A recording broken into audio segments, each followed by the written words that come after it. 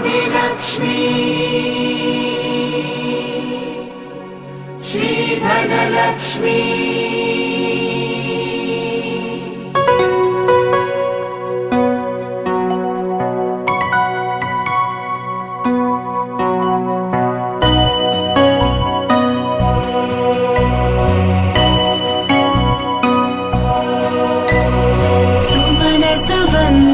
सुन्दरि माधवी चन्द्र सहोदरी एव मयि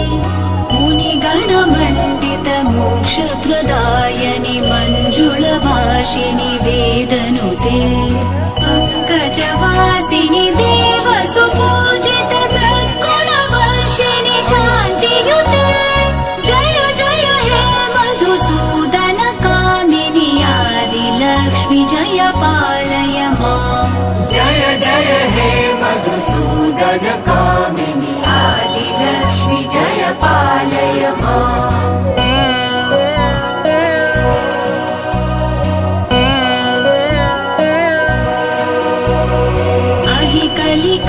अहिकलिकल्मषनाशिनि कामिनि वैदिकरूपिणि वेदमये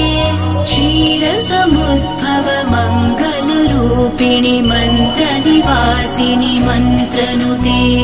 मङ्गलदायिनि अम्बुजवासिनि देवगणाश्रित पादयुते जय जय हे मधुसूदन कामिनि धान्यलक्ष्मि जय पालय माम् जय जय हे मधुसूदन कामिनि धान्यलक्ष्मि जय पालय माम्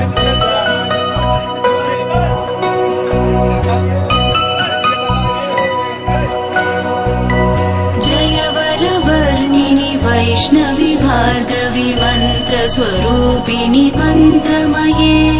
सुरगणपूजित शीघ्रफलप्रद ज्ञानविकासिनि शास्त्रनुते भवभयहारिणि पापविमोचनि साधुजनाश्रित पादयुते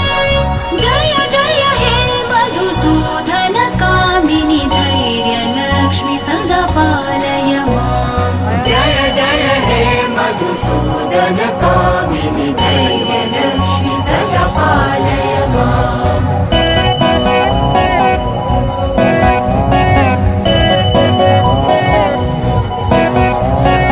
जय जय दुर्गतिनाशिनि कामिनि सर्वफलप्रद शास्त्रमये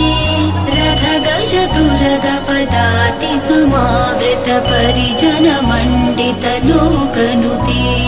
हरिहर ब्रह्म सुपूजित सेवित तापनिवारिणि पादयुते